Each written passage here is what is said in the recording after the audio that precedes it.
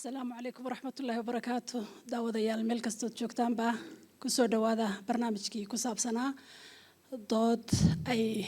كليان ضد ديال كسعودة حسبية كل الدول برنامج كاسي أو سوديارية حفيزك قد قدروا شوين كقرن أيا ما أنت وح هل كان كله لم يدونا أما كده دونا لبا حسبي هل كاسي أو أفر حسبي loogu yeedhay ama lagu soo martiqaaday inay ka qayb qaataan dooda maanta ayaa waxa la soo martiqaaday ama la soo martigeliyay laba xisbi oo kalena kama soo qayb galin doodaasi maanta xisbiyadaasi oo kala ah xisbiga barwaaqo iyo xisbiga feeb sidoo kale xisbiga ONLF iyo waliba UDF waxa ka soo qayb qaadanaya barnaamijkeenan maanta ee dooda xisbiyada kala duwan waa xisbiga barwaaqo iyo xisbiga feeb sidoo kale daawadayaal barnaamijkeenan maanta waxa ka soo qayb qaadanaya sida aad arkaysaan dad fara badan oo ka soo qayb galay doodaasi inay ka qayb qaataan haddaba barnaamijkeenan maanta waxa uu ku saabsanaanaya ama mowduuc ayagu uu yahay waa aqoonsiga iyo arrimaha ismaamulka Itoobiya barnaamijkeenan intaanu bilaabmin ka hor daawadayaal waxaan ku soo qaadanaynaa waxa weeyaan ka qaybgalayaasha xisbiyada ayaa iyagu baqtiya nasiib la soo baxaya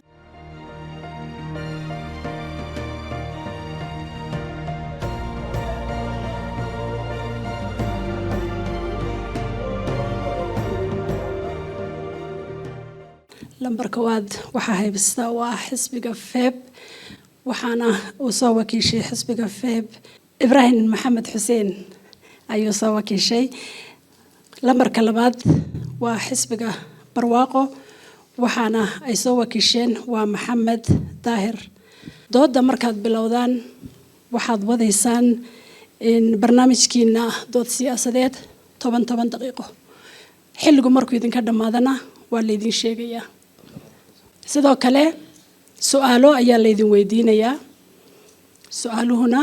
waxa weeyaan hal daqiiqo idinkuna waxaad ku jawaabaysaan 2 daqiiqo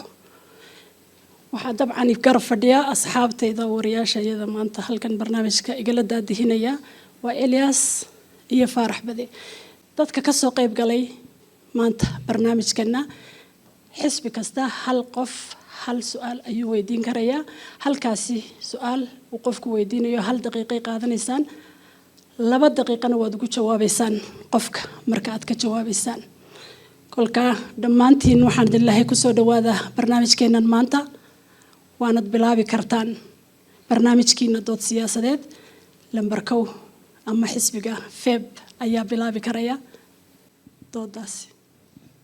Ibrahim Maxamed Xuseen Ibrahim Dheerana waa la yiraahdaa gudoomiyaha xisbiga feeb xorriyadda iyo sinaanta ee dowladda deegaanka Soomaalida xisbiga feeb waa kelmad la soo gaabiyay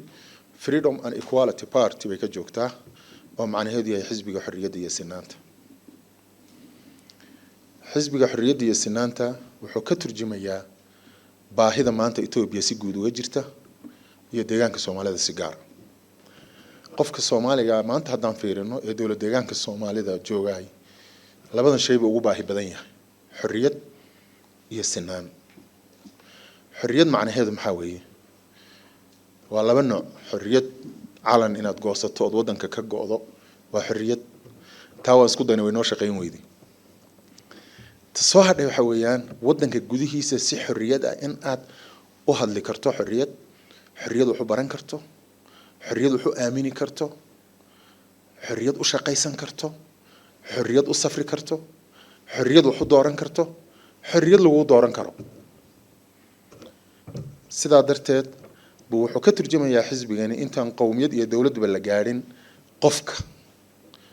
waxa noo ah logo ama astaan af Soomaali hadan ku dhaho wax la yiraahdo mudnaanta koobaad muwaadinka leh human being first insaanka yaa qiimo leh waxyaabaha Itoobiya aad caanka u ah waxa kamid ah materialka quruxdiisa hadda fiiri idinka hada saxafiyiinta hor fadhiya mushaarkiina hadaa idin weydiiyo waxaad dhihi doontaan 10 kun oo bir weey okay materialkan aan sameynay xafiis qurux badan baan dhignay gaari VA aan wasiir u gadnay waxaasoo dhan waa mararka barkood wadooyin fiican baan dhisnay qofkii shaqaynayay waa gaajaysan yahay qofkaasaan rabnaa marka in uu helo xorriyadiisii iyo xaqiisii shakhsiga ahayd uu cabiri karo sinaan macnaheedu maxaa weeye waxa weeyaan inaan u simanaano xuquuqaha kala duwan heer federaal heer deegaan heer qowmiyadeed heer shakhsi markii muwaadinna uu A noqdo muwaadinna B noqdo muwaadinna C noqdo meesha amni kama imaanayo cadaawad iyo dagaal baa imaanaya especially inaga gobolkeena Soomaalida wuxuu u baahan yahay cadaalad inuu wax ku qaybsado dastuurku wuxuu qorayaa tirakoob in la sameeyo boqolkii kumba xaq waxay leeyihiin qof baarlamaanka inuu u galo boqolkii yani qof walba xaq baa u soo degaya qofku markuu ogaado aqoontiisa iyo shahaadadiisa iyo shakhsiyadiisa inuu ummadda ku matali karo markaas waxa imaanaysa cadaalad laakiin marka uu qofku ogaado shahaado kasta uu soo qaato inuu 5 ku qoran yahay meesha amnina imaan maayo nololna imaan mayso xisbiganagu wuxuu soo koobayaa xorriyadda iyo sinaanta baahidii bulshada baa labada eri lagu soo koobay aragtida siyaasadeed xisbigadu taa ka duulaysa waxay qabtaa wadada kaliya ee mechanismkee loo mari karo labada ujeedada waaweyn ee siyaasadeed waa nidaamka federalismka dad badani ma oga barnaamijka federaalka Ethiopia u qoran wadamada maanta dimuqraadiyadda adduunka sheegta wadan u qoran yahay ma jiro nidaamka Mareykanka hadda lagu wada daynayo ama Yurubiyaanka la daba ordaayo waxa ka fiican dastuurka Ethiopia waa dastuurka kaliya ogol qowmiyaduhu inay wada joogan kalena tagaan laakiin Mareykanka hadda states ka dhihi kara waan go'i karaa ma jiro talaabo laga qaadaya dastuurka sida u fiican mushkiladiisu maxaa weeye lama fuliyo that's all dastuurku muxuu qorayaa wuxuu qorayaa si xaq iyo xor iyo xalaal in wax loo doorto sidaa darteed dastuurka Ethiopia wax lagu kordhin karaa waa iska yar yahay ee in la fuliyo ayaa meesha ka maqan only the way marka xisbigana waa aragtida kaliya ee uu arkay in lagu taxqiijin karo labada hadaf waxa weeyaan federal nidaamka federalismka oo la fuliyo nidaamka federalismka oo la fuliyo marka maxaa ka imaanaya waxa ka imaanaya xorriyad iyo sinaan muwaadin ka sareeya ma jiro marka lagu leeyahay khayraadka hal qaybsado marka lagu leeyahay siyaasadda xaq loo qaybsado marka lagu leeyahay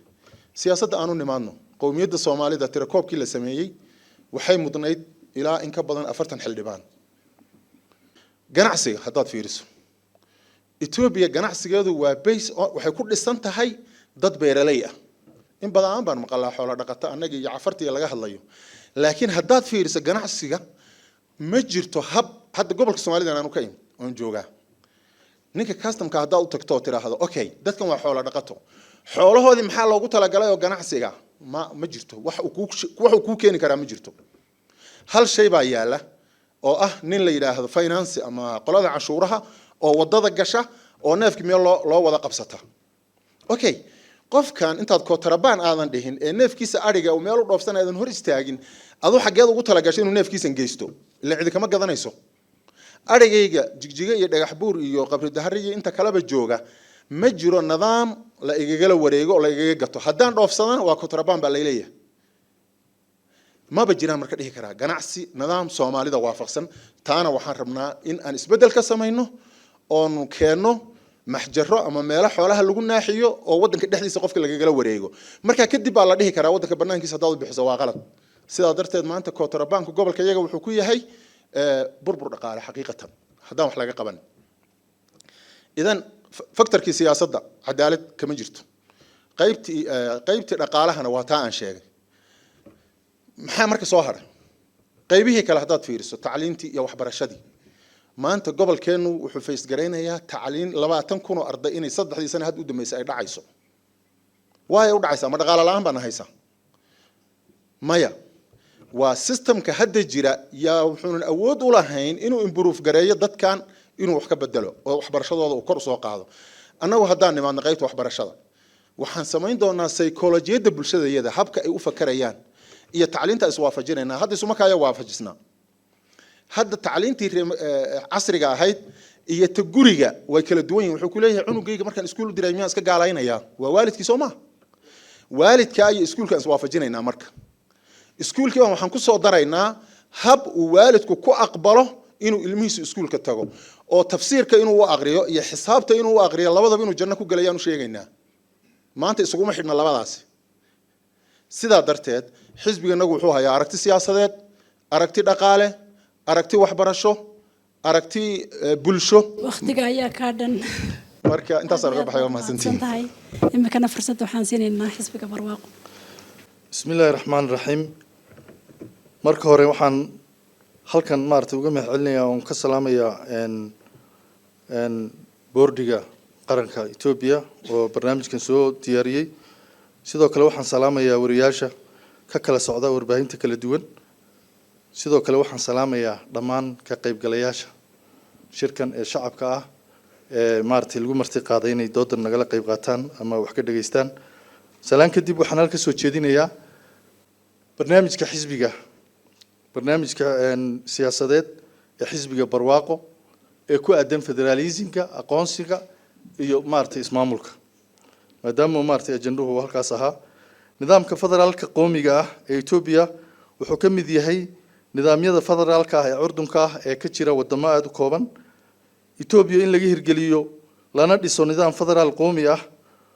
oo ku salaysan dastuurka waxay bilaabatay xilli ay wadanka gudihiisa ay ka jireen cadaadis qoomiyadeed dhibaatooyin murugsan xaalado adag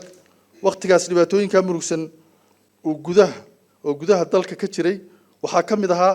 tabashooyin qoomiyadeed colaado baahsan saboolnimo ba'an dib u dhac hagardaamooyin ka taagan yihiin maartay nidaamyadii dimuqraadiyadiidka ahaa iyo keligii talisnimada ku salaysnaa kuwaasoo ku guuldareystay ka jawaabidda xaqa qoomiyadaha xuquuqda shakhsiyeed iyo midda kooxeed ama qoomiyadeed dagaal joogto ah iyo isku dhacyo aan kala go' lahayn ee lala galay nidaamkii ku caanbaxay caburinta cadaadiska ku salaysnaa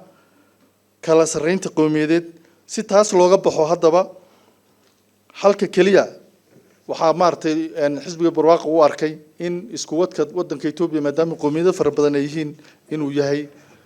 in la helo nidaam federaali ah oo qoomi ku salaysan maadaama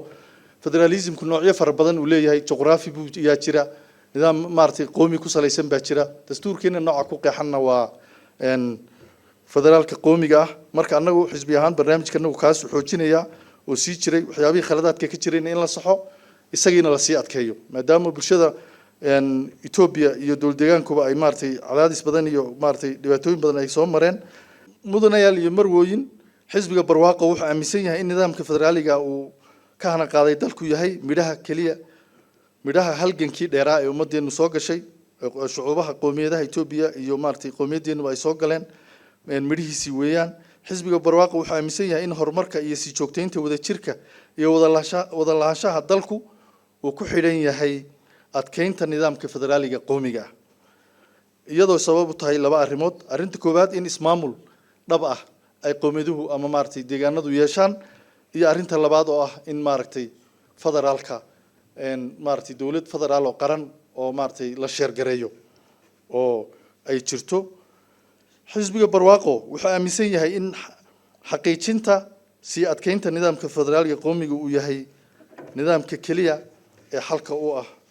sii adkeynta iyo wadajirka qoomiyadaha Itoobiya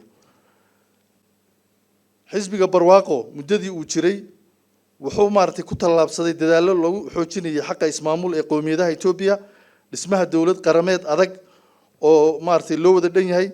tusaale ahaan inkastoo maartay hadda ka hor dhibaatooyin badan ay maartay jiri jireen laakiin hadda wax badan ayaa maartay dhibaatooyinka noocaas ah ee xisbiyadii hadda ka hor wadanka tilnay ay maartay ay hagardamooyin badan iyo dhibaato badan ay ku hayeen nidaamkan federaaliga qoomiga ah tusaale ahaan waxaa kor loo qaaday ka qaybgalka siyaasadda ee maartay golaha fulinta ee federaalka hadda ka hor xubno aad u kooban iyo meelo aad u kooban baa maartay yaa jiri jiray hadda laakiin waad ogtihiin Itoobiya ilaa ra'iisul wasaare ku-xigeen madaxweyne ku-xigeen xisbi ahna awood ra'iisul wasaare ku-xigeen ayaan maartay ku leenahay qoomiyad ahaan xafiisyo badan iyo ku-xigeenno badan iyo wasaarad fara badanna weyn joognaa waxyaabaha maartay kale ee dhimanna maartay xisbiga barwaaqo inuu sii adkeeyo ayuu maartay diyaar u yahay marka waxay ku tusaysaa xisbiga barwaaqo inuu isku wadka bulshada iyo qowmiyadaha in maartay dawladda federaalka si isku mid ah maartay wax looga qabto oo maartay xukun qaybsiga iyo dhaqaalaha iyo wax kastaba maartay si fiican looga qabto xisbiga barwaaqo wuxuu aaminsan yahay in dhaliilaha iyo isku dhacyada wadanka ka dhacay Ethiopia ayna ahayn arrin la xidhiidha federaalka qowmiga wuxuu keenay laakiin wuxuu aaminsan yahay inay faham darro dhanka dastuuriga iyo maartay dhanka xalinta khilaafaadka qaabka loo maray iyo hagardaamooyinkii iyo bambooyin ay aaseen xisbigii Bardef iyo TPLF maadaama iyagu hay'adaha amniga hadda ka hor ay haystay ay ahaayeen wadanka miinooyinkii aaseen iyo dhibaatooyinka aaseen oo qarxaya weeyaan dadka wax qalada oo laga dhaadhiciyay iyo qaraadihii jiray iyo waxyaabaha iyagu sameeyeen waxyaabo ka yimid weeyaan ma aha wax uu keenay nidaamka federalismka ama maartay qowmiga ama aha sidoo kale xisbiga barwaaqo wuxuu aaminsan yahay in maartay awooddan maartay federalismku dawladda federaalkuna waa nidaam dawli oo awoodda qaybinaya heer federaal awood buu leeyahay heer deegaanna awood buu leeyahay midka kale ma xukumo laakiin sharciga lagu kala xukumaya dastuurkay ku kala cad yihiin awood ka dhaxaysana way jirtaa tu deegaanadu leeyihiin way jirtaa tu federaalku inta la ilaaliyo oo balansiga la ilaaliyo ayuu aaminsan yahay xisbiga barwaaqo sida uu dastuurka wadankeena Ethiopia u dhigayo xisbiga barwaaqo wuxuu aaminsan yahay in dalka Ethiopia lagu maamulo nidaamka federaaliga ah ee qowmiga ah arrintaana waxa tusaale inoogu filan 4 dawlad deegaan ba hadda maartay intii xisbigan uu yimid meesha ayaa ku soo biiray marka waxa laga yaabaa dadku inay qaar dhahaan xisbigu ma aaminsan laakiin tusaalahaas ku filan 4 kaliil waxa kamid ah dawlad deegaanka sidaamada waxa kamid ah dawlad deegaanka koonfurta waxa kamid ah dawlad deegaanka bartamaha Ethiopia waxa kamid ah dawlad deegaanka koonfur galbeed ayaa kamid ah xisbiga barwaaqo wuxuu aaminsan yahay federaalka in maartay luqadaha axmaariga kaliya laga shaqeyn jiray inuu maartay laga shaqeeyo luqadda Soomaaliga Oromada Tigreega iyo Cafarta oo luqadaha faraha badan laga shaqeeyo xisbiga barwaaqana hadda uu ku shaqeeyaa luqadahaas xarunta dhexe xisbigu haday warqad qorayso luqad kasta ay ku qoraysaa taasaan rabnaa ilaa maartay xafiisyada dawladda in laga hirgeliyo arrinta kale ee maartay inaan maartay aan meesha ka xusan rabo ee barnaamijka xisbiga naga kamid ah xisbiga barwaaqo wuxuu kor u qaaday in deegaanadu ismaamulkoodu uu maartay si xor ah sida dastuurka ugu qoran ay isu maamushaan oo ismaamul dhaba hadda ka hor waad ogtiin dawlad deegaankeena ismaamulka jira xariya ciidamada laga maamuli jiray ama kariya maamuli jiray cid ina maamusha ma jirto baarlamaankeena dawladeena maxkamadeena waxaan inaga toos u maamulna wax fargalina ma jirto waana midhihii uu keenay xisbiga barwaaqo sidoo kale xisbiga barwaaqo wuxuu maartay kor u qaaday maadaama bulshada Ethiopia luqado iyo diimi iyo maartay dhaqamo kala duwan dad maartay ka kooban yihiin in diimaha kor loo qaado tusaale ahaan diinta islaamka oo cadaadis badan maartay la soo kulantay dawladdan xisbiga barwaaqo ka horeysay iyo maartay dawladii ka sii horeeyay maartay dharkii kuwii boqortooyadaba waxa maartay lagu guuleystay in hay'adda maartay mislaclaag la yiraahdo ama maartay golaha arrimaha islaamka heer federaal bayaan rasmi ah lagu soo saaro budget ay yeeshaan lana aqoonsado sida markii diimihii kale ay hadda ka hor u aqoonsanaayeen dawladdu iyo hay'adaha dawladda uga aqoonsanaayeen sidoo kale xisbiga barwaaqo wuxuu hirgeliyay oo arrimaha diimaha wax ka qabtay hadda ka hor nidaamkan maartay bangiyada islaamiga muddo laga hortaagnaa laakiin hadda bangiga islaamiga ayaa dawladdeena ogolaatay xisbiga barwaaqo ayaan arrinta hirgeliyay riba la'aan ayaana maartay ay ku shaqeeyaan waa guulaha uu soo hoyay xisbiga barwaaqo oo maartay barnaamijka naga kamid ah xisbiga barwaaqo wuxuu maartay waxa ka go'an inuu dhaqanka hormariyo oo aan la faragelin dhaqankuna uu maartay kor loo qaado qowmiyad kasta dhaqankeeda maartay lagu ixtiraamo xisbiga barwaaqo wuxuu aaminsan yahay in maartay xoolo dhaqatada si gaar ah loo hormariyo hadda ka hor xisbiyadii hore xoolo dhaqatada meena waxba u qaban jirin siyaasadaha la dejiyay xoolo dhaqatada maartay mudnaan gaar ah lagu siinayo waxa maartay wax badan hadda maartay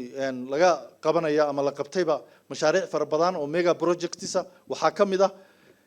warshadaha sifaynta warshadaha soo saarka gaaska iyo kuwa sifaynta warshada bacriminta ee hadda la sameeyo iyo maartay mashruuc weyn ay shaqo laga sameeyo waaga dawladda furay quwadda korontada laga dhalinayo ay shaqo mashruuca dalxiiska ee Shabeelley wadooyin aad u fara badan oo maartay dawlad deegaanka oo laamiye ah oo isaga wada kala goosha marka arrimahaas oo dhan waxyaabihii naga maqnaa oo hadda la xoojinayo xisbiga barwaaqo uu aaminsan yahay oo dhanka horumarka iyo dhaqaalaha ah weeyaan xisbiga barwaaqo ugu dambeyn waxaan maartay halkan ka sheegaynaa in annagu aan aaminsanahay nidaamka federaaliga ah ee qoomiga ah meesha xisbiyada kale ee nala tartamaya hadda ama nala doodaya ay ka aaminsan yihiin barnaamij aan qoomi ahayn sida ku qoran xeeroosaadkooda xisbiga barwaaqo wuxuu aaminsan yahay in ka qayb qaadashada qoomiyaduhu ay halka ka wada muuqdaan aad iyo aad baad mahadsantihiin aad iyo aad baad u mahadsantihiin labada xisbi ee feeb iyo barwaaqo imikana xilligii wariyaashu ay su-aalaha idin weydiinayeen ayaa la soo gaadhay su-aasha ugu horeysa aan weydiinayo feeb waxa weeyaan waxaa jira qoomiyado fara badan oo tiro yar balse ku nool xuduudaha deegaanada hadda jira kuwaasi oo su-aalo le ah in ay yeeshaan deegaamo gaar ah xisbigiinu sidoo arka arrintaasi su-aasha kale aan ku weydiinaya waxa weeyaan barnaamijkiina marka aad ka sheekeynaysa waxaad sheegtay in doorashooyinkii hore ay ka jireen yacni khiyaamo oo kale matalan doorashadii lasoo dhaafo kale ma waxaad is leedahay doorashadii hore ee la qabtay ee tan ka horeysay khiyaama ka jirtay meesha si cadaaladana looma dhigin ta koobaad oo ah qowmiyaadka dastuurka Itoobiya ku caddahay qowmiyadii rabta inay gooni u istaagto in processkeeda la mariyo waana tan hadda dhacday iyadoo 9 kili lahaa maanta la kordhiyay marka dastuurka sida ku qoran in la raacana anagu aaminsanahay laakiin qowmiyaadka qeexid u baahan masalan qowmiyad isku luqa isku diina isku wax walba waa hal qowmiyad sida qowmiyadda Soomaalida oo kale laakiin haddii qowmiyadu jirto different luqo different diimeed waxyaabo badan hadday jiraan dabcan dee taas dastuurka ku caddahay laakiin qowmiyad iyada la dhexdeeda la kala googoynayo oo qowmiyada laga dhigahayo sida qowmiyadda Soomaalida oo kale anagu ma qabno taas tan ku saabsan doorashadii hore yes waan qaadacnayba ma baanan ka qayb galinba buruuf kale ma baahna in ay tahay inayna sax ahayn darteed baan u qaadacnay taasna waxa ka dhashay gobolka Soomaalida in doorashadii laga reebay 6 bilood markaan soo bandhignay waxyaabo cadeynaya in uu dhacay isdaba maris badan marka waanu aragnaa doorashadii hore inay si qalad u dhacday taasina boorka nala qaatay oo 6 bilood ba ka reebay deegaanka Soomaalida doorashadii dhameeyay Itoobiya aad iyo aad baad u mahadsantahay imikana waxaanu jaleecaynaa dhinacaas iyo xisbiga barwaaqo isla su-aashii aan weydiiyey xisbiga feeg ayaan kugu celinayaa waxaa jira qowmiyado badan oo tiro yar ku nool xuduudaha deegaanka hadda jira waxaanay rabaan inay loo sameeyo ama su-aalo ay leeyihiin in loo sameeyo deegaano xisbigeenu muxuu ka qabaa arrinkaas ta kale waxaad ku sheegtay markii aad ka sheekeynaysay barnaamijkiina in deegaamo tiro badan lagu soo daray intii xisbiga barwaaqo dalka haystay ma u malaynaysaa in ay fiican tahay in deegaanada la badiyo oo deegaano tiro badan loogu soo daro dalka waad mahadsan tahay walaashay su-aasha ah fikirka xisbiga barwaaqo uu ka qabo in qowmiyadaha faraha badan ee kale jira ay ama darafyada Itoobiya degan in maartay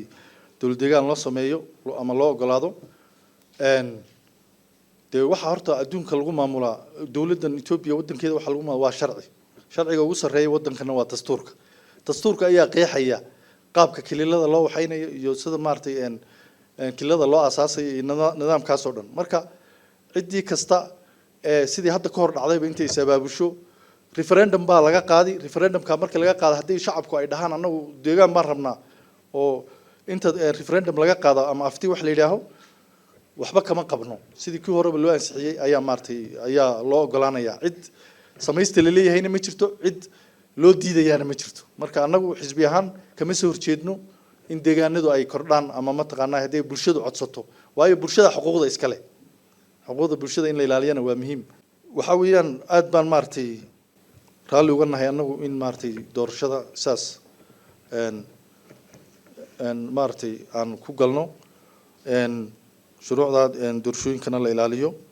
xisbiyadana la tartamayana si xor oo xalaal ah ay maartay noogula tartamaan aan qolana qaticin qolana waxaynin si toosan maartay aan uga wada qayb qaadano nidaamka doorashada ee maartay socda aad mahadsantiin وهاجاك أديات بعد ما تنتين سؤال شلبات وحا عنو ديبيا بسم الله ومهسيهن حبناها حزبية السياسة ده دودا كسوق قيب قلي حزبي فاب يا حزبي برواقو سؤال شكوبات وحمودين يا حزبي فاب سيده مقالوين كدير الأبا أديس أبا يحرر ويكونوا ليهن قوميدا اسكو رفاه وكلا دوان قابل سبيت كنوعية آيات ربطان إن أذكو كهير جلسان بس يكون قناعسنتي قابل سميت كهذا الجرا su-aashaas kale waxaa daba yaalla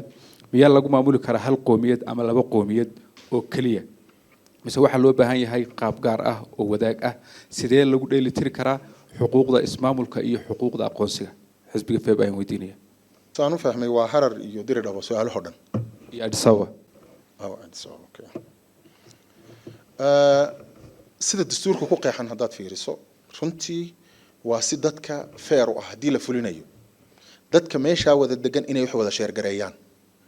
harar waxay ku qiimaysan tahay waa ismaamul jira nidaam buu leeyahay nidaamka u qoranna aad buu u quruxsan yahay marka dastuurka aqrido diridhabo waxa la kala tirsado oo Soomaalidu waxbay tirsanaysaa oromadu sida oo kale laakiin asal ahaan waxaan leenahay 30 sano ee tagtay habkii lagu soo waday waxaan isleenahay wax dhib ah hadda kama jiro laakiin xaalad kasta oo la isku dayin xaaladda lagu bedelo waxaan aaminsanahay inuu conflict ka dhalan karo Addis Ababa waa caasimadii wadanka caasimaddu qaanuun gooni ay leedahay adduunka qowmiyad gooni ama leh deegaan ahaan waa loo badnaan karaa laakiin waa in anagu haddaan nimaadno waxaan ka dhigaynaa caasimadii ninka Soomaaliga ninka Cafariga ninka Gambeelaha ninka Benishanguulka ninka Oromiga ninka Amxaarka sida uu dastuurka qeexaya haddii la raaco waxaan ku qanacsanahay saddexda meeloodba inay u suubato su-aasha labaad ee ku weydiinayo xisbiga feeb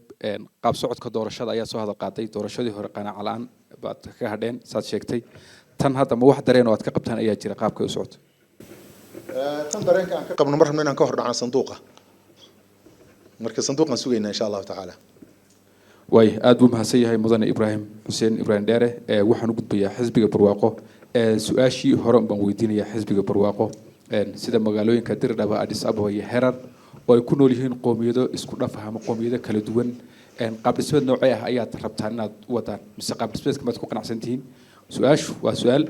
miyaa lagu maamuli karaa baad isleedihiin hal qoomiyad ama laba qoomiyad oo keliya mise waxaa loo baahan yahay qaab gaar ah oo wadaag ah in lagu maamulo idinka sidee macnaha hanaankan aad ku dheelitiri kartaan hanaankan ah xuquuqda ismaamulka iyo xuquuqda aqoonsiga bismillahi raxmaani raxiim beer axmed aad iyo aad baan ku salaamaya waad mahadsan tahay laba su-aalood baad weydiisay su-aasha ugu horreysa waxaa weeyaan ismaamulka Dirdhabo magaalada Dirdhabo iyo Harar iyo Addis Ababa maadaama dad fara badan oo kala duwan ku nool yahay qaabkee baad xisbi ahaan ka aaminsantihiin in lagu maamulo horta kilka Haradii waxaan ka aaminsanahay dowlad deegaan sida uu dowlad deegaanka Haradii hadda u yahay in maartay ku sii shaqeeyo ayaan maartay ka aaminsanahay in la baabi'iyo oo maartay qaab kale loo waxeeyo ama federaal laga dhigo ma aaminsan xisbi ahaan waayo qoomiyadda Haradida oo qoomiyado hadda ka hor badan iyo dhibaatooyin badan iyo xasuuq badan uu dowladii hore kala soo kulantay si gaar ah in mudnaan loo siiyo inay mudan yihiin baan maartay aaminsanahay sidoodana u sii jiraan labadan magaalo kale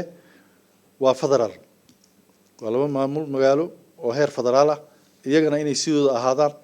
qowmiyaduhuna maartay ay ka wada dhaxmuuqdaan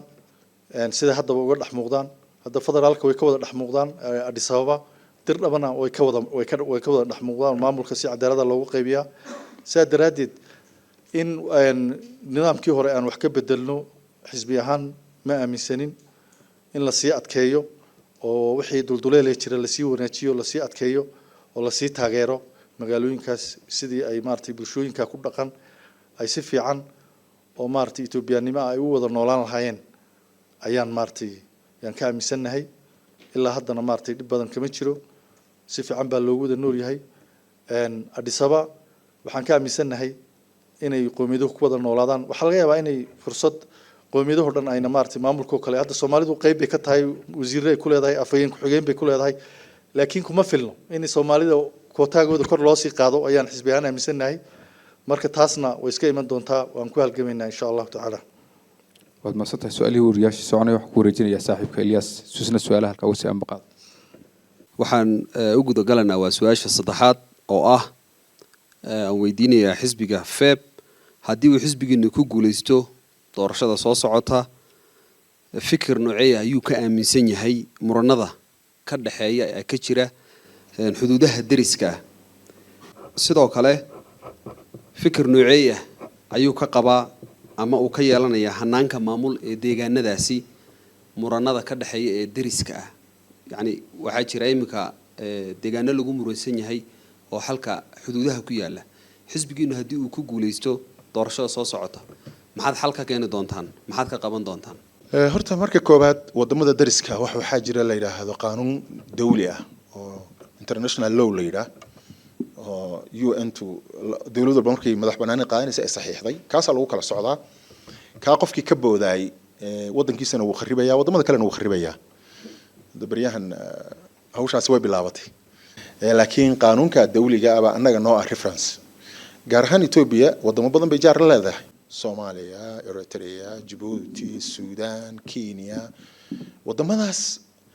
taariikhda Ethiopia markaad fiiriso conflict baa ka dhaxeeya anagu waxaan aaminsanahay Ethiopia waa wadan aan bad lahayn sidaa darteed wadamada badda leh ee ku wareegsan in uu qaanuunka dawliga isagoo maraya uu kula noolaado qodobka qowmiyaadka dhexdeena dastuurka ku qeexan tahay waxaa ku qoran wixii dhab ee ay jira bulshada halka joogta aftiha laga qaado eeriyada la isku haysto dastuurka saasa ku qeexan aftidaas meesha la raaco ee loo bato yaa la siinayaa meesha la isku khilaafsan yahay intaas wixii aan ahayn waa xoog waa muqoonin waa power isu sheegasho waana tu waxba la socon laayahay way aad baad u mahadsan tahay sidoo kale waxaan su'aashan weydiinayaa waa xisbiga barwaaqo su'aashan waxay u dhigan tahay sida tan haddii uu xisbigeenu ku guuleysto maxaad ka aaminsan tihiin in lagu xaliyo muranada aqoonsiga iyo xuduudaha ka dhaxeeya deegaanada dariska sidoo kale fikir nooceeya ayaad waxa weeyaan ka haysataan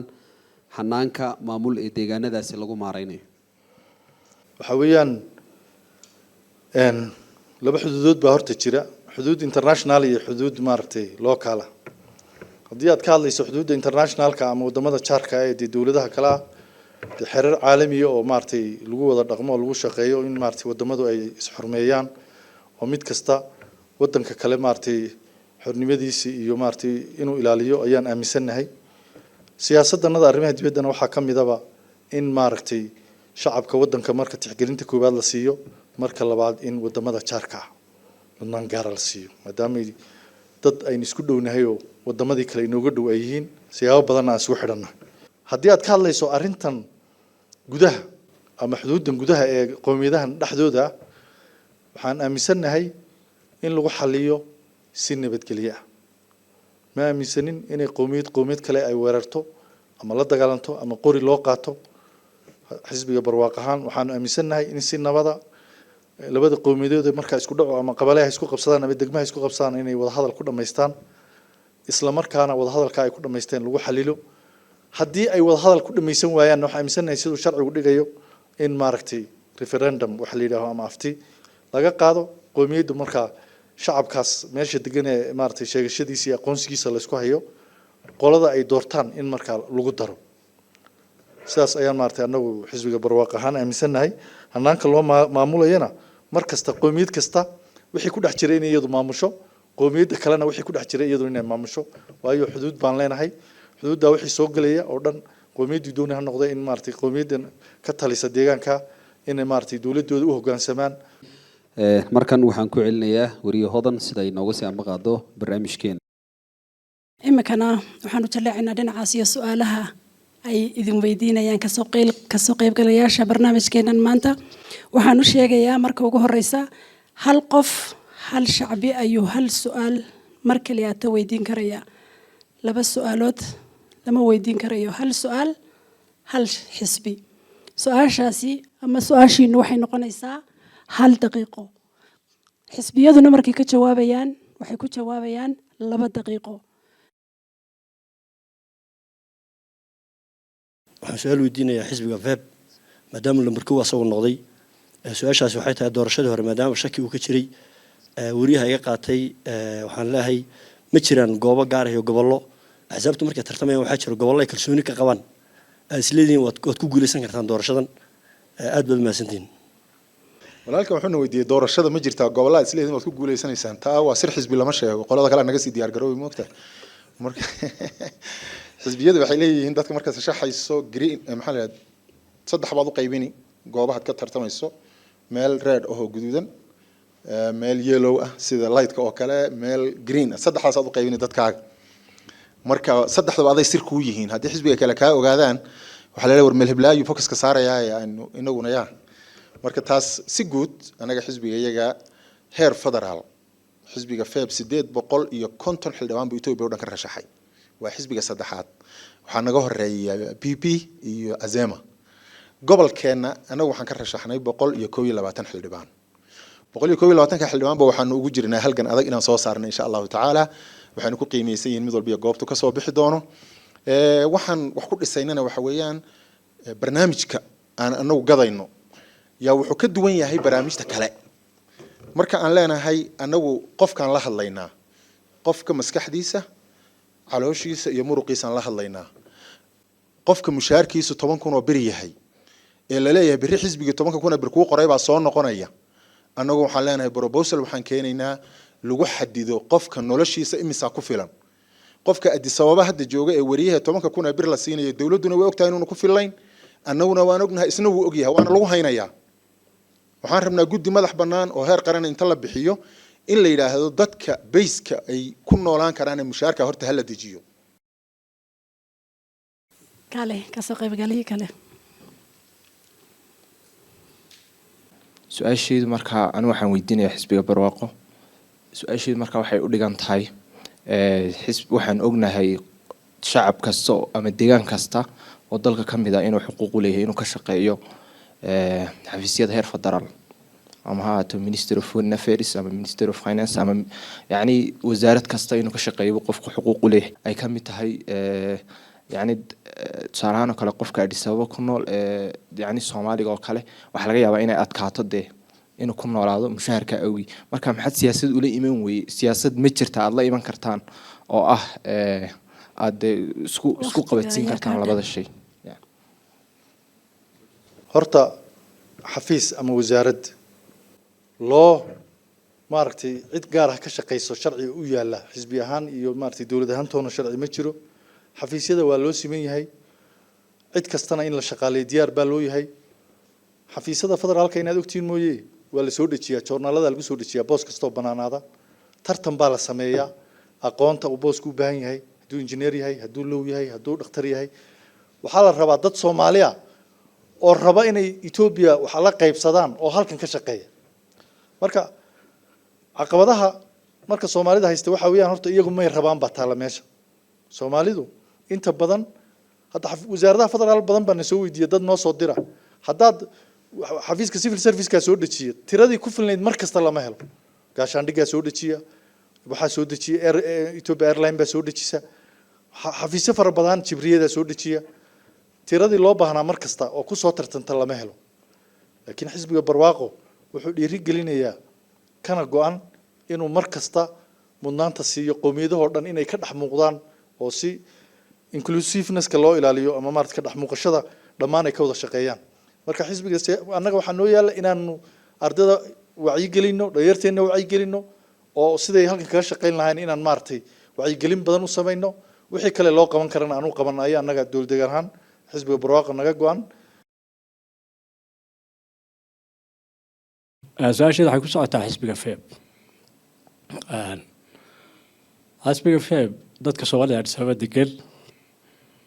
7 sano ee aan soo dhaafnay ama 8 sano hadda uu jiray xisbiga barwaaqo abaabulka faraha badan ka sameeyay Addis Ababa iyo u diyaar garowga inaan la shaqeyno maamulka hadda ka taliya wadanka si guud iyo si gaaraba qayb fiican ka qaadanay marka waxaan rabay inaan weydiiyo xisbiga feeb haddaad ku guuleystaan doorashada dadka Soomaaliya Addis Ababa degan maxaad ugu tala gashantihiin aniga waxaan aaminsanahay jaaliyadda Soomaaliyeed ee Addis Ababa degan inay xoog leedahay business leedahay waliba Soomaalida waa dad safar badan aad bay lacag u soo galiyaan waxaan ognahay duruufaha haysta aan waxba laga qabanin marka waxaan leenahay jaaliyadda degan Addis Ababa ee Soomaaliyeed waxaanu siin doonaa jaanisya inaan maanta haysanin ilaa hadda intaan ogahay tirada laga rashaxay aad bay u kooban yihiin xisaabtu ka rashaxeen waxbaan ka bedelaynaa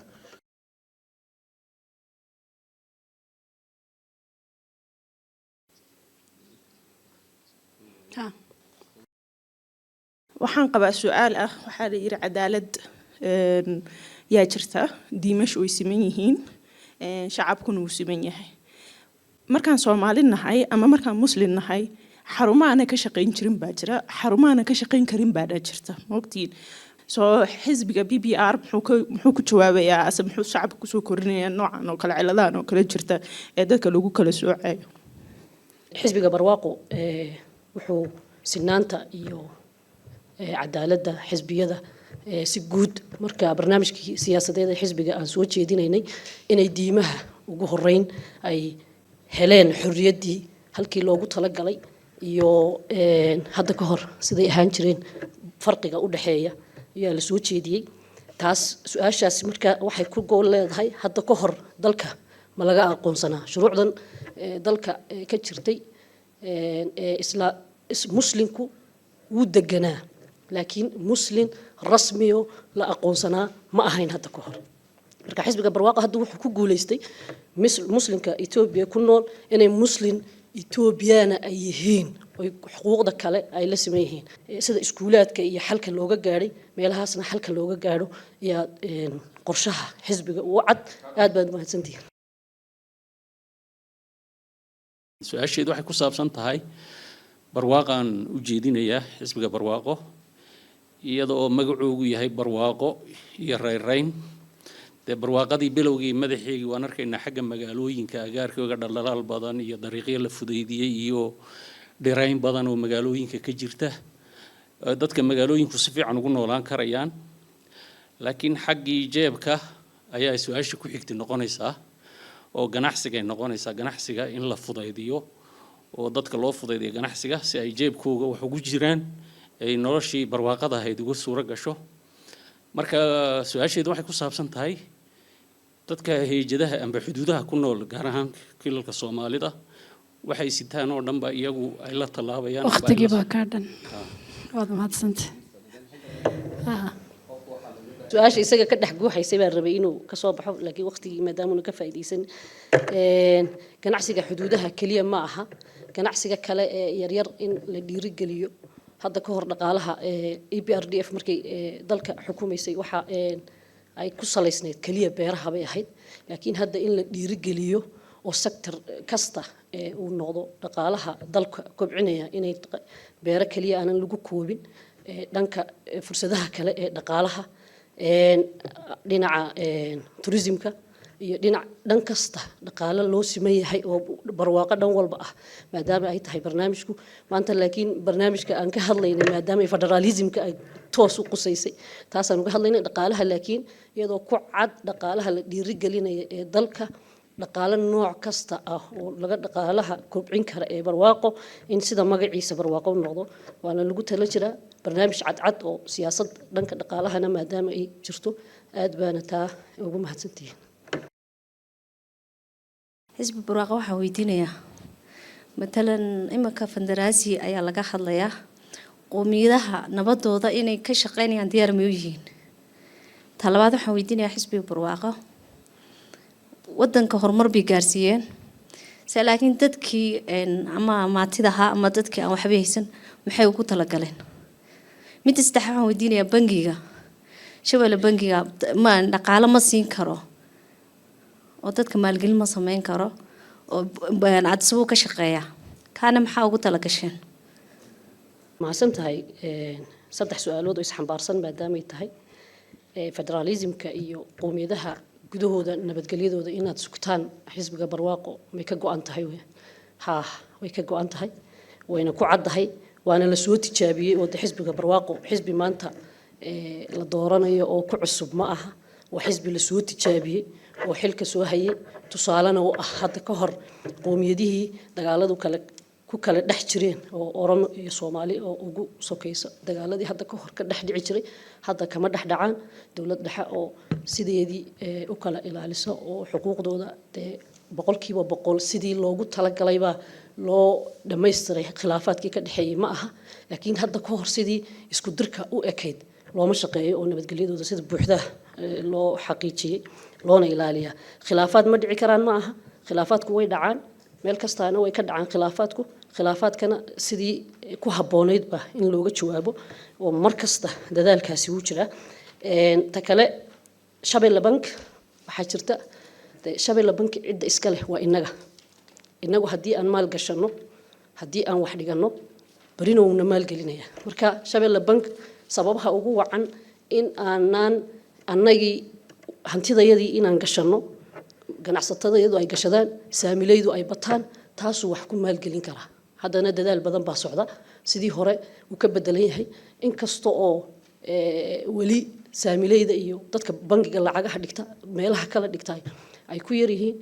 haddana dadaal badan oo wixii hore ka bedelan oo si fiican u socda markuu awoodiisaasi ay kabacdo oo adigu maal gashato oo anna maal gashado annaan dhigto lacagahaas baa revolving fund u noqdo oo isku dhex wareega cid kale maha male bangiga waan wada leenahay aan wada maal gashano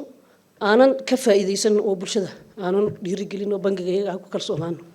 aad baad mahadsantihiin waad mahadsantahay waxaan fursadda siinaynaa mikana dhankan marka su-aasheedu waxa weeye xaalad waxaa jirta jaamacaddeeda qofka freshka ilaa iyo qofkii garaadhka ahaa aan tir ahaan noqonay 20 qof taasi waxay na tusinaysaa inay waxbarashada dadka Soomaaliyeed ay ku yar yihiin oo ilaa iyo la gaadhin tertiary-ga marka siyaasadda ay tahay aad la imaanaysiin iyo maxaad la imaanaysiin oo cusubo ardaydeeda aad ku dhiirigelinaysiin inay yimaadaan jaamacadaha waxbarashadoodana ay sii wataan tawaashida wataan xisbiga BB barwaaqo waqtigii hore iyo hadda aad bay u kala duwan yihiin weeyaan ardayda soo galaysa ama soo baasaysa jaamacadaha soo galaysa waa run taasi sababaha meelo badan waa laga hadlay maadaama fursadihii hadda ka hor nidaamyadii lagu soo gudbayay hadda ka hor tirada un baa badnayd laakiin ku nagaashaha jaamacadda laftarkeeda marka dib loo eego daraasaadkii hadda ka hor jiray ma badnayn marka in aan dhiirigelinta loo sameeyo qofkii dadaalkiisa la xoojiyo in kalaasyo dheeri ah la siiyo mudnaanta kuwan ka soo baxaya la siinayana uu arko qofka kuwa ka soo baxaya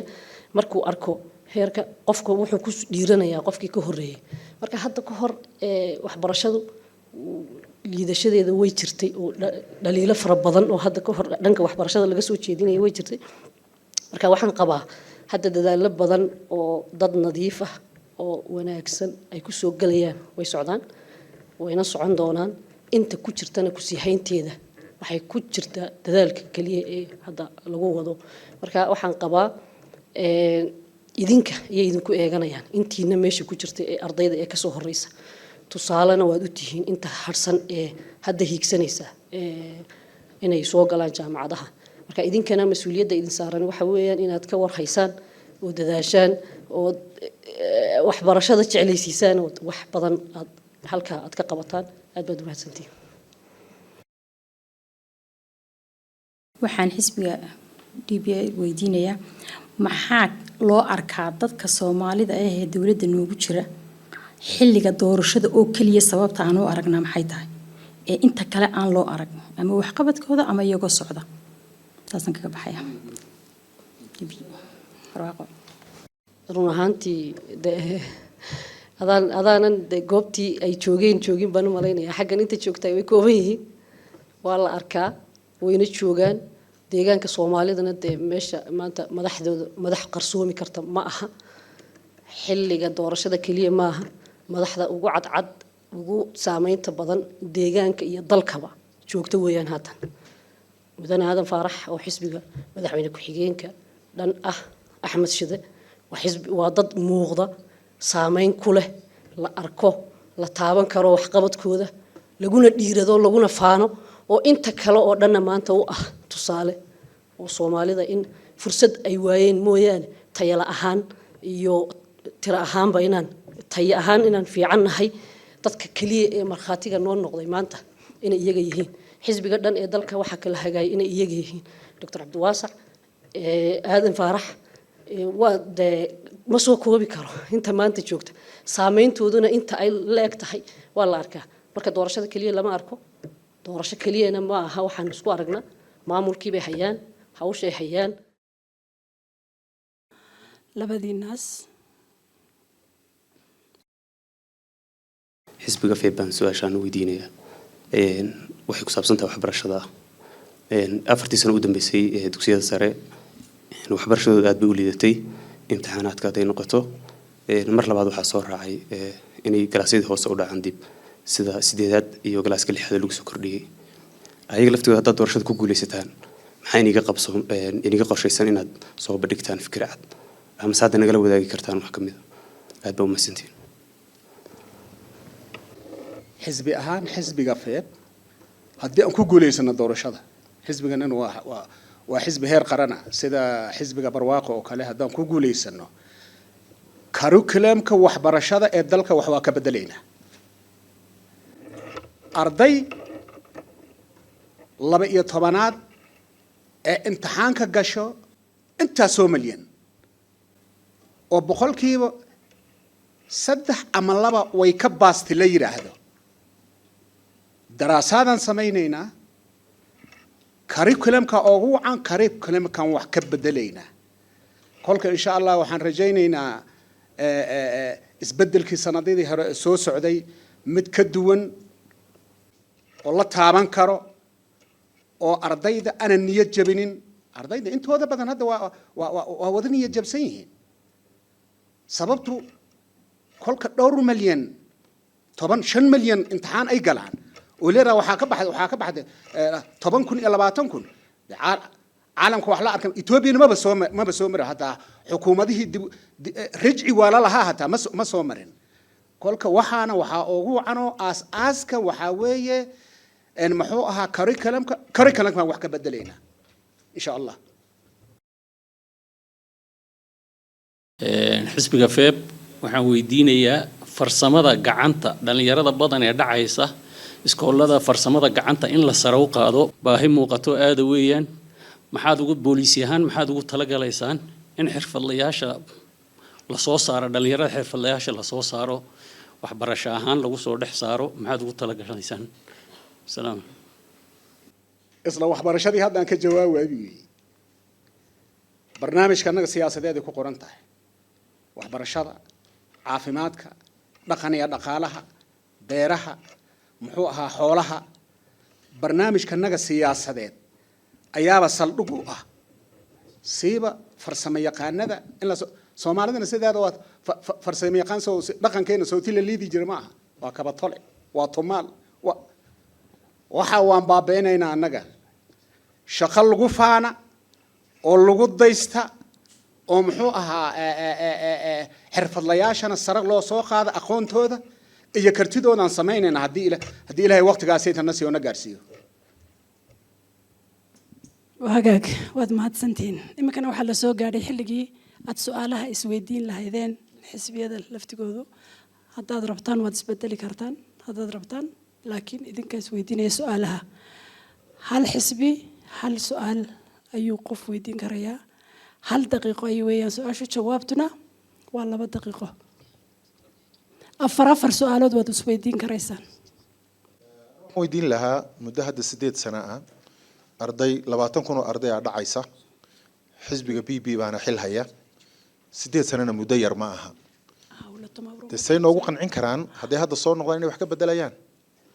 8 sano jaaniskii lagu siiyay haddaad wax kaga qaban weyso hadda mar kala hala isiyo jaaniska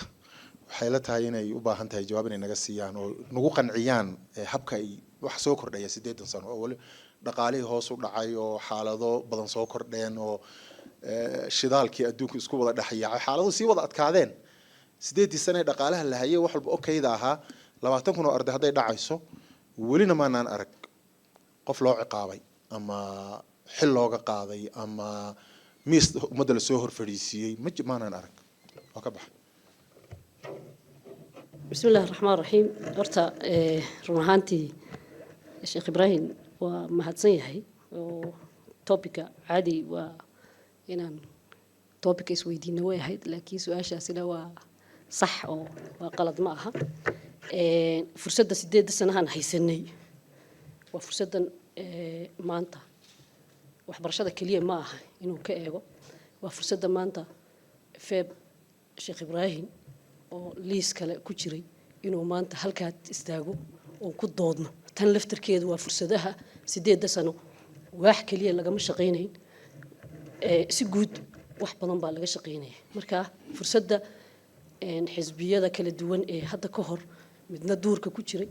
midna meel kale ku jiray inay maanta xisbi nabad noqdaan oo xisbi qaran oo la leeyahay noqdaan oo xisbi miis ku tartamaya noqdaan waa waxqabadka xisbiga maanta uu ku faanayo oo lala soo tijaabiyey oonan maanta dee su-aalan isweydiinayno oonan xanafna lahayn si caadiyana la isaga jawaabayo muddada 8 sano 20,000 ee arday ee dhacaysay sababaha keenay waa horta dhibaatooyin isa soo taray oo dhanka waxbarashada la xiriiday oo badan ayaa jirtay dhibaatooyinka la dhaxlay ay kamid ahayd waxbarashadu dhibaatooyin kaliya oo waxbarashada khaas ah oo hadda xisbiga barwaaqo intuu talada yimid uu keenay ma ah waa dhibaatooyinkii kalifay inuu isbedelku uu yimaado ayay kamid ahayd waa qodob kamid ah bay ahayd oo factorkaasi isbedelka inuu keenay ay ahayd marka qodobka iyo qodobo kale oo badan inaan bedelo barnaamijka iyaga xisbiga ee PP ayay ku caddahay waana lagu cadeeyay labadii sano hadda la soo dhaafayna dadaalada badan ee laga geystay ee dhankaas ah in ardayda hoosta laga soo bilaabo oo la soo dhiso arday aanan hoosta ka soo dhisnayn meel ay gaadhaysaa inay ma jirto mana jiri doonto isagana inay taas ay tahay dhibaatada maadaama looga 8 sano ma ahayn 8 sano oo ardayda kaliya lagu cabirayay isbedel fiican oo taa laga sameeyay maadaama jirtay taya iyo tira ahaanba hadda sidii kale way ka bedelan tahay laakiin waa caqabado iyo dhibaatooyin iyo miinooyin loo aasay oo jiilkan inuu baaba'o loogu talagalay iyay ahayd ilaahay baana ka soo gaaray waqti baana ka soo gaaray marka waqtiga intaasaanan si guud loo yidhi in looga jawaabo haddii ilaahayna aad mahadsantihiin بسم الله الرحمن الرحيم warka hore waxa xisbiga FEB aan weydiinayaa luqadda Soomaaliga ah inuu luqad shaqo ama lagu shaqeeyo uu dalka ka noqdo xisbigiisu wuxuu ka qabaa maadaama oo xisbigiisu yahay xisbi aanan aqoonsanayn qoomiga marka maxaa uga qorshay ay xisbigiisu ka aaminsan yahay luqadda Soomaaliga inay noqoto luqad shaqo isla su-aashayda halka kuwa staala wada noolaashaha qoomiyadaha deegaanada iyada ku nool maxaa fikir uu ka qabaa oo xisbigoodu uu ka qabaa saamiga intay leegay ku leeyihiin Soomaalidu xisbigooda guddiga fulinta iyo golihiisa dhexe intaas aan weydiinaya aad baad mahadsantihiin luqadda Soomaaliga runtii uma baahna dee wax already ba systemkaba lagu daray haddaa tiraa anna waan keeni way ku jirtaaba shanta luqe ee maanta deegaanka waddanka ka shaqeysay ka mid tahay annaguna saasaan u qaadanay marka waxaan hadda annagu keenayno ku faanayna maaha waa wax already jira oo kamid ah weeye systemka xisbiga annagu federaalka qowmiga isagoo far waaweyn bay ku qoran tahay inaad aqsaydeen kala ma aqaan annagu federaalka qowmiga aan aaminsanahay documentigana waan qaybinaa mar walba isagoo ku caddahay sidaa darteed iyadana taasi waa su-aashaasi ku hoos jirtay qowmiyaadka in lala noolaado waxaan u malaynaa xalka xisbi ee heer federaala ee PP ku xigay qowmiyaadka oo dhan ka wada rashaxan goboladooda waa annaga sidaa darteed waxaan isleeyahay iyaduna waa proof cad inay qowmiyaadka wada noolaanshahooda aan ka nahayba xisbiga maaragtay xisbiyada u waaweyn ee deegaanka ka tirsanaanshaha xisbiga xisbiyada koota laguma qaybsado sida dawladda kale ma aha xisbiga waxa weeyaan inta qof ee rabta waa volunteer lacagna la iskuma siiyo marka waxa lagu kala badan karaa sida dadka gobolka jooga ay xisbigaaga u daneeyeen ilaa hadda intaan ogahay xisbiganaga waxaan u malaynayaa gudihiisa hal qowmiyad baa naga badanba idinku qowmiyo kale oo naga badan inay jiraan amxaara oo kale sidaa darteed waxa nala dhihi karaaba safka horaan nahay golaha dhexe guddiga fulinta intaba waa ku jirnaa waxaa intaa dheer sidii federaalkan u samaysanahay oo gobolkeena oo dhan golihiisa dhexe golihiisa fulinta wax walba annaga iskale yacni cid kugu soo fargelinaysaa ma jiro exactly sida federaalka uu u qoran yahay hadda kabadhka la hoosgeliyay aan la fulinin annagu isagoo ahban xisbiga annaga ku fulinaa hadda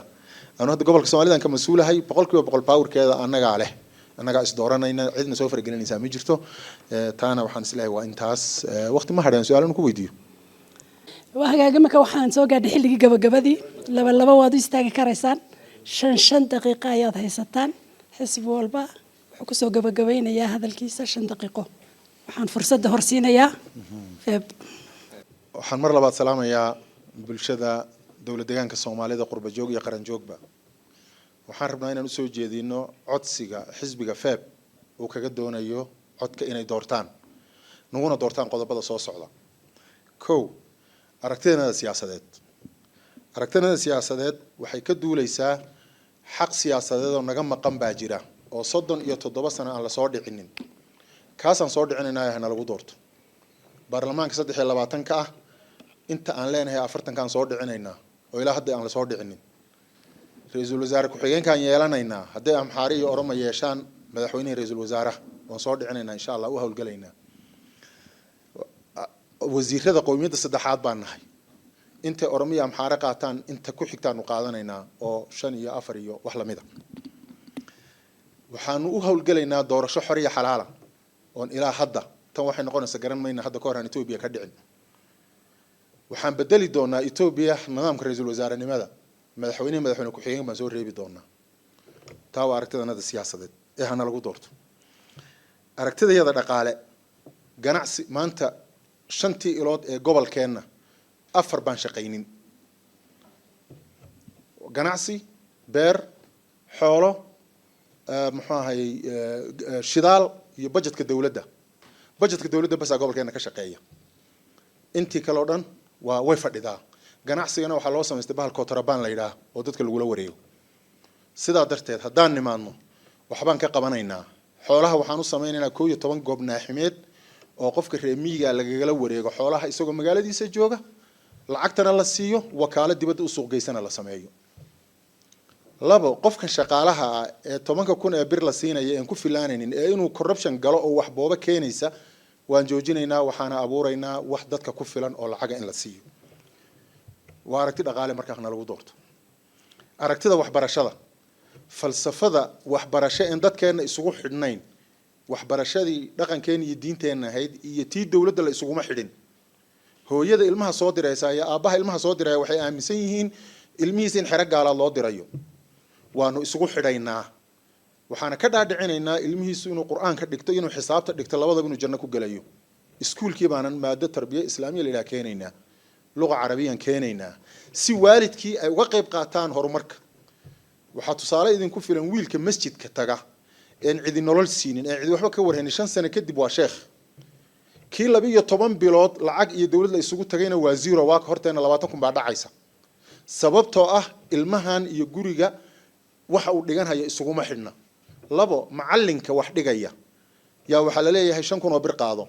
macallin markii hore si ku baasay oo dhacay kadibna 5,000 oo bir la siiyay ardayga uu soo saaray muxuu yahay mushaarka macalinka waxaan ka kormarin doonaa ka wasiirka hadii ilaahay dhaho ee hana lagu doorto amniga wixii xuduudda ka baxsan federaalka iska leh Soomaali waa hal family oo weyn dhulkana way wada leeyihiin manfaacadana way wada leeyihiin xuquuqda siyaasadana way wada leeyihiin arrimaha bulshada gola waxaan sameynaynaa la yiraahdo golaha dhaqanka dastuurka ku qoran tahay 38 sano golaha in la sameeyo lama ogola maxaa yeelay hadba ninka xilka yimaada wuxuu diidayaa in ay odayaashani hawsha la qabsadaan oo ay bulshada la sheer gareeyaan gola dhaqan baan sameynaynaa oo official ah oo rasmi ah oo gobolada dhan loo qaybiyay waxayna ka shaqeyn doonaan bulshada inay kala celiyaan bulshada iyo dadkana ay bulshadii dawladdan ay u dhaxeeyaan iyadana hana lagu doorto waxaan abuuri doonaa hadii ilaahay yiraahdo biyo xidhana waaweyn gobolkeena oon baabi'iyay bal gobolkiiba hal biyo xidhan 11 goboladaan 11 biyo xidhan ka sameeyno nolosha xoolaheena isbedeli beerteena isbedeli bulshadeena isbedeli degmooyinka iyo tuulooyinka noloshooda isbedeli waxaan xoojin doonaa raashinka la soo saareen ummadda laga gato hadda waad aragtaan WFP hadday bilaabeen 7 beri roobku markuu socday iyo hadda gawaarida WFP oo dhan timid qabandi baa la wadaa si aan qofna waxba u beeranin qolada maamulkuna way fiirsanayaan I don't know why maxaa sababtu maxay tahay qabandiba hadii la keenayo taan anagu beerna maana laga gado macnaheedu waxa weeye tuna ha beeranina taanada markaan aragno idinkoo beer abuuranaya waa idinka dul keenaynaa qaad qabale iyo qabandi yaa bulshadeenadii lagu burburiyay saddexdaba waan ka talaabo qaadi doonaa hana lagu doorto waad mahadsantihiin assalaamu calaykum waraxmatullaahi wabarakaatuh aad iyo aad baad mahadsantihiin xisbiga barwaaqo soo dhawaada بسم الله الرحمن الرحيم أرلبات ورياشة iyo diga doorashooyinka Ethiopia iyo dadkana daawanaya iyo ka qayb galayaasha kale ee la jooga waan salaamaya in yar haddaan soo koobo doodanada maanta ah waxaan rabnaa bulshooyinka Ethiopia iyo bulshooyinka kale ee maartay gaarka noo ee Soomaaliduba inay xisbiga barwaaqo doortaan oo calaamadiisu ay tahay qamadiga ama sabuulka qamadiga sababta aan u leenahay doorta xisbiga barwaaqo ma aha xisbi hadda wax yabyabaya oo hadda mar in maartay shaqo bilaaban raba ma aha waa xisbi la soo tijaabiyay dhanka horumarka dhanka amniga dhanka maartay ganacsiga dhanka dhaqaalaha dhanka arrimaha bulshada wax badanna soo qabtay muddadii hadda uu joogay tusaale ahaan annagu waxaan aaminsanahay federaalka qowmiga ah in maartay waddankan laga shaqeeyo oo waxyaabihii raay ka qaldanaa oo dhan inta la saxo ummad kasta iyo shucuub kasta iyadu ay ismaamusho ma aaminsanin in maartay qolo kale inta la dul saaro ay maamusho laakiin xisbiyada kale nala tartamaya walaalkay hadda wuxuu yidhi maartay su-aasha markii dhow la weydiinayay bahalkanaga maada akhrisan barnaamijkooda waxaa ku qoran juqraafiyadda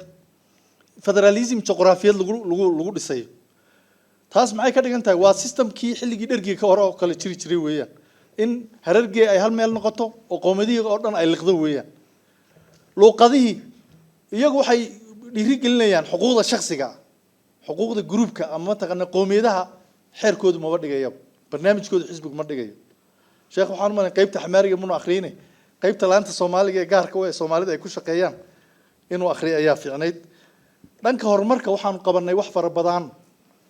lama tiro koobi karo inta hospitaal ee laga dhisay dalka Ethiopia gaar ahaan dawlad deegaankeena muddadii hadda aan xilka haynay biyaha inta dhaamee la dhisay lama tirin karo ceelasha iskuulada dugsiyada sare wax fara badan oo la tirin karin ayaa maartay la qabtay waxaana ugu muhiimsan waddanka in si nabad loogu hayo in dadka qowmiyadaha la isku wado innagana deegaan ahaan in Soomaalida la isku wado lama rabo xisbiga barwaaqo ma aaminsan hal qabiil inuu korka soo maro ma rabo hadda walaalka xisbigiisa waxa laga yaabaa isaga iyo gudoomiye ku-xigeenkiisa branchigeena inay isku hal reer yihiin yaa dhici karaysa annagu taa ma aaminsanin qowmiyadii in la dhaadhiciyaan rabnaa kolka hore qowmiyadda Ethiopia ha wada shaqeeyaan federaalkii iyo xisbigii kora ka koobnaadaan markii deegaan la tagana deegaankeena 12 gobolba inay ka muuqdaan oo gudoomiyaha hadduu gobol noqdo ku-xigeenku xogayuhuna uu gobol kala noqdo oo isku wadka bulshadeena iyo saamiqaysiga bulshadeena maadaama dad inta badan qabiil maartay uu ku badan yahay dadkeena yihiin dadkii in la isku wado oo maartay reeraha oo dhan ay ka dhex muuqdaan yaa loo baahan yahay qabyaaladda ma dhiirigelino annagu waxaan dhiirigelinaa laakiin isku wadka bulshada Soomaaliyeed baan dhiirigelinaa taasaan ka shaqeynaynaa annagu waxaan ka shaqeynaynaa dadkanagu inay isku dhicin oo ay wada noolaadaan ay wax wada qabsadaan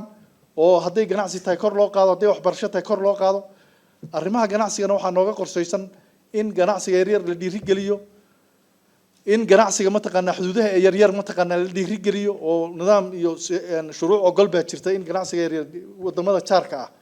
xoolaha loo dhoofin karo lagala soo degi karo nidaamyadaas inaan sii casriyeyno oo dhiirigelino ganacsiga in dhaqaalaha kor loo qaado in wax kasta oo dhib oo bulshadeena haysta dee hal mar sanadkii wax maartay laguma gaari karo maartay horumar laguma gaari karo horumarka waxa lagu gaaraa waqti baa lagu gaaraa xisbiga barwaaqo waxa uu qorshaysan inuu maartay wadamada dhaxdhaxaadka ah uu dhowr sano gudahood dhaqaalahooda uu ka dhigo 10 wadan ee ugu sareeyay inuu gaaro 20 sano gudahood ayaa maartay u qorshaysan adduunka dhan saa daraadeed wayna ka muuqataa xisbiga barwaaqo hadda inuu yahay wadan ifaya oo Afrika oo dhan ka muuqda oo maartay horumar baaxad leh maartay uu ka socdo dhibaatooyinka yaryar ee amni darre ee maartay kilada qaar kood ka jirana sidaan hore maartay policy-ga ugu sheegnay waa bombo ay aaseen TPLF iyo EPRDF hore wadanka haysatay taana ayr baa dadka national dialogue iyadoo adeegsanayno bulshada ma taqaanaay wada tashiga qaran iyo transitional justice wax la yiraahdo ayaa maartay nabadaas oo dhan waxaas oo dhan ugu soo dabaali doona wadanka intiisa badan xisbiga barwaaqo wax badan buu ka qabtay horey buu u sii socon doonaa waxaan leenahay shacabka Soomaaliyeed iyo shacabka kale weynaha Ethiopia doorta xisbiga barwaaqo maadaama uu yahay xisbi la tijaabiyay wax badan ka soo gudbay aad iyo aad baad mahadsantihiin waqtigii ayaa ka dhan dhammaantiin aad baad u mahadsantihiin afar xisbi ayaan maanta ku marti qaadnay inay kasoo qayb qaataan dooda doorashada toddobaad ee sanadkan. waxaa noo yimi waa laba xisbi oo xisbiga barwaaqo iyo xisbiga feeb ah. xisbiga ONLF iyo xisbiga UDF kamay soo qaybgelin. doodeeni maanta inay ahayd mid nabadgelyo ah oo wada jir ah. waxaad ku muujinaysaan inaad isa salaantaan ayaan jeclaan lahaa. idinkoo isa salaamaya kasoo qaybgalayaashuna inay u sabciyaan markay isa salaamayaan ayaan jeclaan lahayn.